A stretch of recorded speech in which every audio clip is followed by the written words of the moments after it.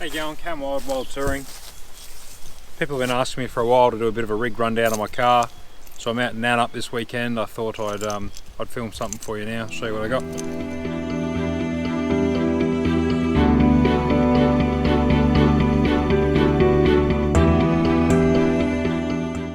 Hasn't had a good wash, so sorry it's filthy. Alrighty, so starting on the front with the bar work, I've got the MCC steel bull bar. I went the same for the side brush bars and the side steps.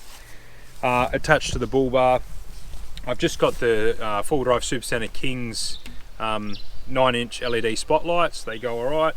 The two aerials you can see on the front. The big GME here is for my UHF, which I'll show you in a sec. This smaller one is for my pocket Wi-Fi hotspot modem, which I'll show you that's in the Canopy. So that just increases the range of that modem. So also got the bonnet protector on the front. I bought that myself. It is genuine Isuzu. I didn't get anything through the Isuzu dealer because they cost a fortune through them. So everything I put on myself, sourced myself. The windows were tinted through West Side Window Tinting. My mate Antho there, he's really good. He's tinted all my cars, he's great. I've also got the Full Drive Supercenter Dominator winch. This was the updated one. Is it Dominator X, I think it might have been. 12,000 pound winch. And MCC have just come through with some recovery mounts for their bull bar, which I've only just put on. I'm pretty stoked with them. I went through Off-Road Central in Queensland and I'd recommend them to anyone. So I've got the Bush Skins underbody bash plates. It's 3-piece, 4mm steel, zinc plated. So it covers the radiator, the sump, and then right back down through the transmission pan as well. So it's fairly long. It's about 30 kilos, so the weight adds up. So as we're coming around the side here, I've got the Safari snorkel with the ram head. These are a copy of the Clearview mirrors. They're electric controls, but you're still going to manually fold them in. Up top here, I've got the Rhino Rack Pioneer roof rack. I'm using the backbone mounting system. I've got a couple of tie down points on there. The 42-inch LED light bar, that's just a cheapie. I haven't actually wired that up yet. I need to do that. I'll probably end up running the wiring through the snorkel and then out the airbox, so it's not running down the side of the window. Also up top there, I've got a set of recovery tracks and a shovel mount on the other side. Around the back here, I've got the 1800 by 1800 checker plate canopy, just your bog stock standard Chinese sort of import. I've got the MRT under tray toolboxes. And around the back, I went with the Heyman Reese X-Bar. The reason I had to get this was I had the genuine Isuzu tow bar, but because I've got the big canopy on, the genuine tow bar didn't come out far enough.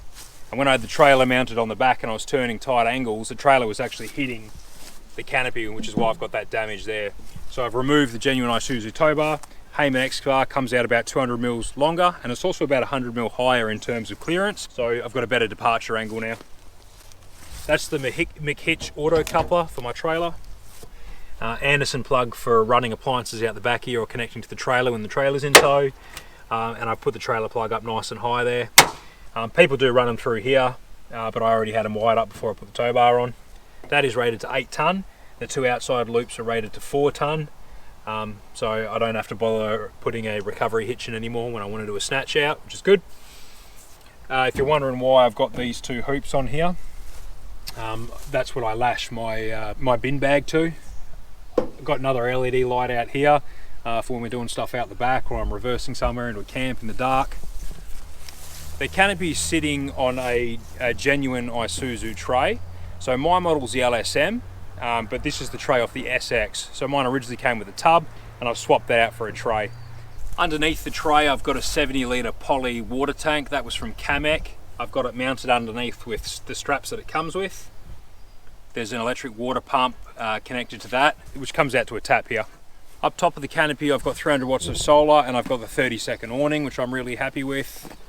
I've also got my gas bottle mounted up there as well. I did have the gas bottle originally in the canopy, but a few people said that it wasn't too safe having all the electrics running in there with the gas in case it vented in there. So I just thought it might be a bit safer to stick it up there. But I've got quick connections to connect it, so it's still quite quick. I'll show you them in a sec. And a bit of poly pipe up here. It's got my fishing rods and gidgies and stuff like that in there. With all the weight and extra power and stuff, the fuel economy has obviously suffered some. especially with the aerodynamics of the vehicle, that's pretty much shot. So the 76 litre standard diesel tank got turfed, and I've got the ARB Frontier 130 litre poly tank under there now. Having a poly fuel tank worried me at first, although standard it was poly as well. But I was worried that it was hanging so much lower that rocks and stuff would pierce it. But these tanks are about 9mm thick in the thickest spot, so they're fairly durable. Alright, wheels, tyres, suspension. So I'm running Toyo Open Country AT2s. Really happy with those tyres. They are an all-terrain tyre. So they're a 265/75 R16, so I've kept the standard 16-inch rim size. So it's roughly a 32-inch tyre in the old money. I'm running dynamic steel rims with the triangle cutouts. So I've got a Petters GVM upgrade. She's a heavy girl with all the weight in it, especially with the long-range fuel tank and the water tank and whatnot. All the steel bar work. So it's increased my GVM from 2,950 kilos to 3,450, so an extra 500 kilos. It doesn't increase the GCM like other GVM upgrades do, so my towing capacity is still the same. But that doesn't worry me because I'm only towing a 2-ton camper trailer, and I don't ever plan to tow a 3.5 ton caravan. That's just not my style of touring. The Petters kit comes with the Track Rider foam cell shocks. They seem to handle fairly well. Overall, I'm happy with the kit. I got about a 30mm lift, so it's kept it legal, and that is essentially what I wanted. So I am happy with it overall. It does handle well off-road. It's very firm on road, but that's the price you pay to carry that weight. I'm also running some Aisin manual locking hubs. So I did a video on fitting them and a few of the reasons why I've gone that way. Really, the beauty of it is, being an IFS vehicle, the weakest point of the car is those front CVs, especially with a little bit of lift in it. If I bust a CV with manual locking hubs, I can unlock the hubs and I can still drive home in 2-wheel drive. I've also got a Harrop E-locker in the rear. These do come with traction control, which you probably hear the guys on, All for Adventure and Full Drive Action raving about, but I find the traction control of these is pretty rubbish, really. I'd rather turn it off. And the E-locker just gives you 100% traction in the rear when you want it, at the flick of a switch, so that was really good. I'll probably look at putting one in the front as well. Just means less, flooring it and bouncing over obstacles and risking damaging front drive line. I can take things a little bit slower now with full traction. Also, the rear diff are a weak point on these cars, so by putting that whole loco carrier in, I'm replacing those weak components, so a little bit of preventative maintenance as well as having the fun button. Alright, inside the cab's pretty basic. Like I said, I've got the LSM model, so I've still got the vinyl floors, but I've got the better head unit. I've got I think the dash is a little bit upgraded. But other than that, they're all pretty much the same. The LSM did have better mirrors, grille, rims and side steps, but to be honest, you end up changing all that anyway. I probably would have been better off just getting the SX and saving a few grand. I wouldn't have got the top models because I didn't want the carpet floor, but the top models did have the better climate control and a better stereo. But other than that, pretty happy with this model. So inside, all I've done, I've got the rear locker switch in here. I've put a couple of USB plugs in. They're off eBay. I can put a link in the description if anyone wants them, or in the comments section. Also got the Red Art brake controller in there. That's the Tow Pro Elite. So it's set to automatic. You'll see I've got the touch controller there. So this rig's running a ECU shop double touch combo. So up from around 130 horsepower to just shy of 200 horsepower at the wheel. And from around, I think it was 330 Newton meters standard at the wheels, up to just shy of 600. Comes with 2 tunes, so there's the daily tune and the power tune. I'm not too worried about monitoring EGTs because it's been tuned to a strict air to fuel ratio. It's all been tuned by Reaper and Maddington, who were brilliant to deal with. Cody really knows these 4JJ1s. I am monitoring trans temps and water temps with the Ultra Gauge MX 1.3, I think it is. It's just like your scan gauge style OBD2 reader. I just like this particular unit because it has a bigger display. So also in here I've got a winch isolator switch and a winch in, winch out button, so I control the winch from inside the cab. Just because I'm lazy and I couldn't be bothered running the winch controller out the front. So you might have noticed on that front bull bar I've actually hidden the winch controller. So for a UHF unit, I'm just running a GME TX3350. I just like having a unit that's got the buttons on the controller because it just makes it a little bit easier. So that's hooked up through my accessories, so it turns on automatically when the car started and off when I stop the car.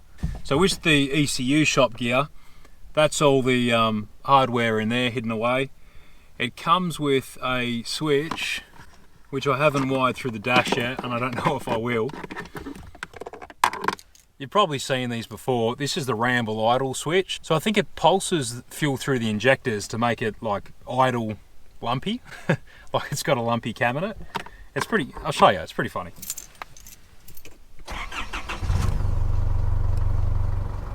So that's idling normally.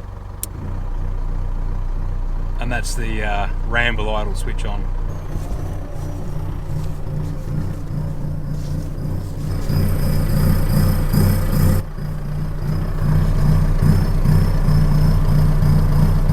So that's a 3-inch playtime mild steel exhaust. It's cut off just past the cab to keep it legal. Reason I've cut it short is just because I've got the water tank and a bigger spare tyre and stuff in there, so it's getting a little bit tight. So I've just cut it a bit short there. Makes it a little bit louder in cab, which is a bit of a bummer. But I am still running a high flow catalytic converter and a muffler, again to keep it legal. So that keeps it a little bit quieter. The other thing in here is the rev limiter. Again, I may stick this on the dash, I don't know. But yeah, that's your rev limiter control. So yeah, you can set where you want that. I normally just set it at like 4,500 RPM. I would show you how that sounds when you're flooring it, but I'll annoy the neighbours. But yeah, it's quite cool. I've also got a little rear vision camera. It's pointing straight back down at my tow ball, just so I can see when I'm hitching up, just so there's arguments between me and the wife. So under the hood, I've got that ECU shop gear, like I said. I'm also running the Mungie hard pipes. I've kept the original ones as spares. They're supposed to, the original ones being rubber, supposedly can split when they get older and brittle, so it was a bit of preventative maintenance, if anything. Also, running a little bit more boost in that now with the tuning, it just stops them ballooning under boost pressure. I'm running a transmission cooler. It's a PWR universal cooler, but I got Reaper to make a little bracket for it, so they've tigged up a stainless one that fits neatly in front of the radiator there.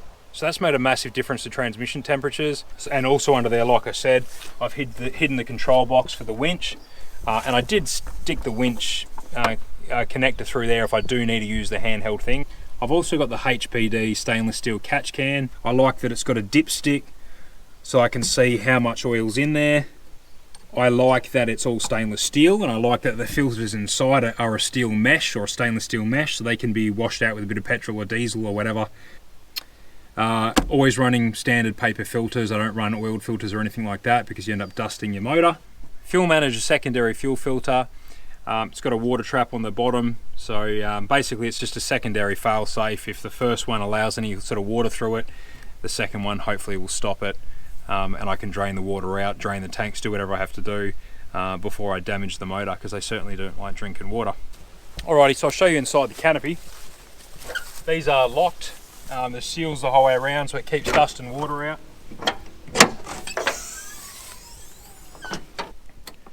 Alrighty, so I've done a little bit of a video before on my channel about my lithium battery setup, so I won't go into that too much. But basically on the electrical side of things, I've got two 100 amp hour LiFePO4 lithium batteries. I've got the 40 amp DC-DC charger. I monitor everything with my Victron Bluetooth monitor. Everything's fused through this Nava fuse panel or through these MIDI fuses for various things. There's a MIDI fuse going to that, MIDI fuse going to that. Switch gang panel here for various lights for the stereo and other things. Got a heap of spare cigarette plugs, Merit plugs, Anderson plugs, USB plugs for charging or running various electronic items that we take away with us. I've got a pocket Wi-Fi modem there, which was linked up to that external antenna on the bull bar. This needs its own SIM card. I only use Telstra because that gets you the best reception out in the bush. It does work a lot better than the mobile phone, but the data plans are expensive, so it would suit someone living on the road permanently, or or for a 3-month or a 6-month trip. But for someone like us who at the moment does the odd sporadic weekender or midweek trip, maybe once every 2 or 3 weeks or once every month, doesn't really work out cost effective. So that'll get used when we go on our big trip though.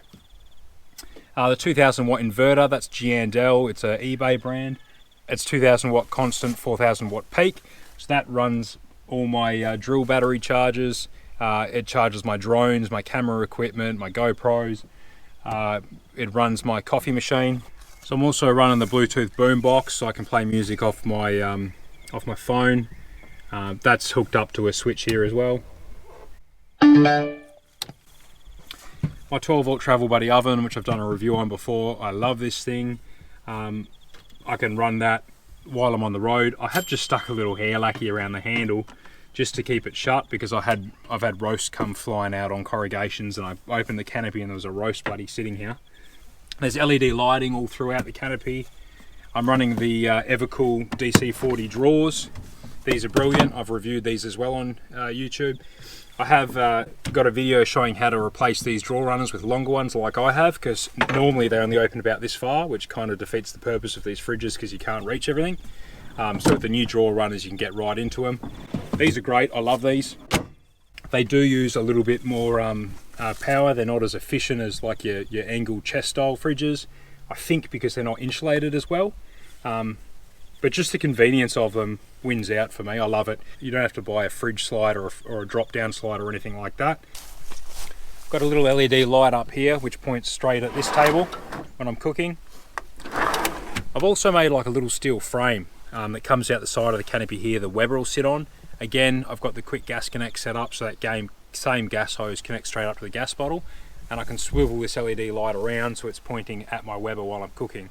And I've also got a table. I've sort of designed this all to fit a table in here, which is really awkward.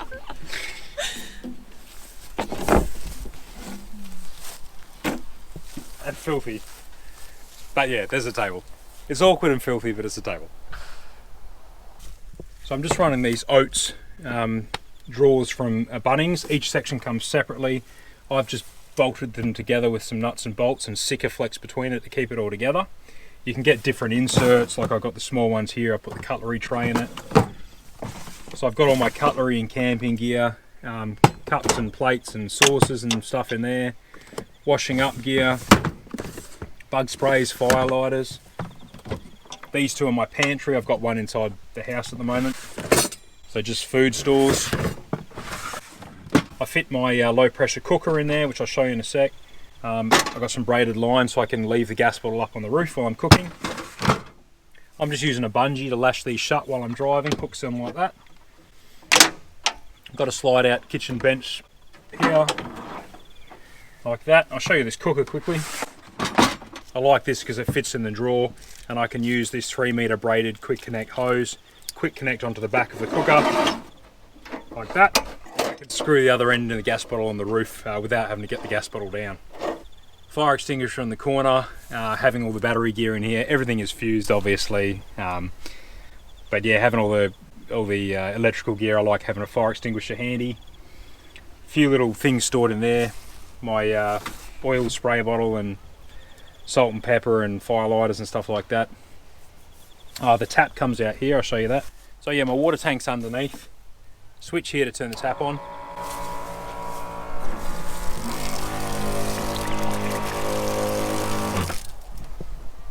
And tap comes out the bottom here. So what I can do with this is I've got a hose that runs through the whole canopy, comes out there, so I can hook that up, turn the hose on. So that hose runs from my my tap the whole way to this hot water unit. I use that same 3-meter braided gas hose I run my cooker to run the hot water unit, and I can have a hot shower straight out the back of the canopy. Soap there. I put a couple of rubber mats down which I keep here, and I've made a bit of a shower curtain, if you like, out of shade cloth that goes around this canopy. I'll show you some old footage of that I've got here. So this, other than the hot water unit, I've got another fridge here, another Evercool DC40. This one is my drinks fridge on shorter trips, or it's my freezer on longer trips. The other one is always my fridge, generally with all my food in it. I made this little ply box, carpeted it. That keeps our 2 chairs in there, and also a small table there. So when we're at the beach or whatever, or if I've been doing a bit of clothes washing, I'll hang my towels or clothes from these bungees. That's my clothes rack. That's why all the pegs are there. And beside all this, wedge down here, I've tried to make use of all the space I've got. I've got my air compressor hard mounted on the side here. Air hoses all bunched up there. I've got those mats for when I've got a shower, just the rubber mats. I've got my Bidgie Barbie down there, which I've done a review on. Have a look at that. Those things are sick. And I've also got this little folding campfire, which I'll show you some footage of now. I've got my little dunny chair hidden up there. Some more LED lighting. Yaks and a shovel. Second shovel live there. Chainsaw bar fits perfectly down like that. So it's just sort of designing things to suit what you have. And then basically this side is just my storage. So I've got tubs that fit in here. I can stick a bag of wood. I take my chainsaw, all my tools, yeah, my swag, whatever, all fits in here. I've kind of tried to design this car to be usable for when I just go on a boys trip and I'm swagging it and I'm only away for a couple of nights. But then also when I've got the trailer in tow, and then this will be full of, you know, clothes and toys for the kid and that kind of stuff. So it's got to be the best of both worlds. What I'll do, I'm doing a trip in about a month's time across the Simpson Desert. It's just going to be a solo trip, and I'll be away for about 2 weeks. So I'll show you how I've got the car set up and packed for a solo trip, if it interests you. The canopy on this is pretty shitty, the canopy itself, but the kind of touring and driving and stuff we do, and the way I treat my vehicles, I just couldn't justify spending the 6 to 10 grand that I was quoted to build something custom made to similar sort of dimensions. So I did cheap out on the canopy. I don't regret it. It's held up okay. Like you've seen, I've split the thing when I've jackknifed the trailer.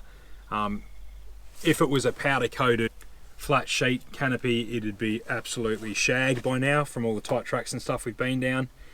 The other thing people ask me is, why didn't I get a jack-off canopy? Jack-off canopies are wicked. 2 reasons I didn't get one. 1, they're super expensive. 2, it's so hard to get the suspension right on them. You know, like I've got like 600 kilo springs in the back of this to handle all the weight. If you've got a jack-off canopy and you've got like 400 kilos in your canopy, and then you lift the thing off and you had 600 kilo springs in, it's going to ride like a bucket. People are getting around that by putting airbags on it. I'm not a massive fan of putting airbags on leaf-sprung dual-cab utes because, as we know, people are snapping chassis doing it. So for me, it was just more practical just to have a canopy on permanently. I've still got enough space to store stuff. I'm not using it for work, I'm using it to get to work, but I don't need a ute for work. So for me, this was ideal, and everything's already in it and pretty much set up, so we can go away fairly easily without having to pack a heap of shit. So traveling with a 2-year-old, this is how we keep her entertained. I've got a Kmart iPad holder in the back here. What we do is you can download offline videos off Netflix. So I'll download 2 or 3 gig of The Wiggles, which is what she's into at the moment. And then she can play that. She won't wear headphones, which is a bit of a bummer. So we've got to listen to Wiggles everywhere we drive. But having a happy kid in the back just makes it easier. The reason I chose the Isuzu Dmax for my touring build, it really just comes down to the legendary reliability of the 4JJ1 motor. They can make big power and they go forever. So coupled with a pretty good transmission as well, these things are pretty bulletproof. I bought mine in late 2016. The 2017 model had already been released. I could have got one for the same sort of money, the 2017. I chose the 2016 because the 5-speed had already proven itself, and it was pre-DPF, so I don't have to worry about DPF deletes or anything like that. So when I first got the car, I was getting like probably around 9 to 10 litres per 100. Motor was still tight, but I pretty much straight away just started modifying it, put bigger tyres on it, bar work, the canopy. Fuel economy shot up to 11.5 to 12 litres per 100, just day-to-day commuting. And it sat there for about the first 30,000 Ks. Just in the last 5,000, it's really dramatically improved. But the motor's definitely loosening up. Now I'm getting around 10.5 litres per 100 commuting. So I'm pretty happy with that for a heavy car. So that pretty much wraps it up. If I've missed anything or there's anything you're interested in I didn't cover, let me know in the comments section. I'll do another video. Check us out on Facebook, Wild Touring on the Facebook. Subscribe to the YouTube channel. We built the car for a lap around Australia, and I'll be putting heaps of content out when we leave next year. And also check out Tiff's Facebook page, Wild Vinyls. She's making vinyl stickers, vinyl decals for cars, camper trailers, caravans, whatever. She's going to be doing vinyls down the side of our car before we leave. I'll show you a couple of other customers' stuff she's done. Cheers guys, bye.